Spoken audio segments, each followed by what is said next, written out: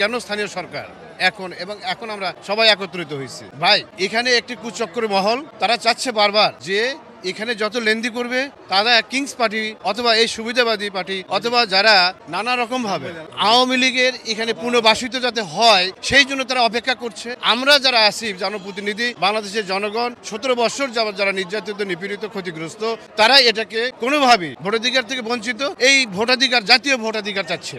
ঠিক মতো চলছে না, তাই স্থানীয় সরকার নির্বাচনটা আগে দিতে চায়। কিন্তু আমরা দেখতে পাচ্ছি, আমরা যারা সরাসরি এর সাথে সম্পৃক্ত ছিলাম, আমরা দেখেছি যেখানে চেয়ারম্যান পালিয়ে গেছে সেখানে প্যানেল চেয়ারম্যান হয়েছে, যেখানে উপজেলা চেয়ারম্যান পালিয়ে গেছে সেখানে ইউএনও বা এসি ল্যান্ড দায়িত্ব পালন করছে, যেখানে মেয়র পালিয়ে গেছে সেখানে এসি ল্যান্ড অথবা মেয়র প্রশাসক ইউএনও দায়িত্ব পালন করছে। সুতরাং সমস্ত কাজগুলো স্মুথলি চলছে। কিন্তু এই সরকার জাতীয় নির্বাচনকে বাধাগ্রস্ত করার জন্য তারা সবার আগে এই স্থানীয় সরকার নির্বাচনটি করতে চাচ্ছে।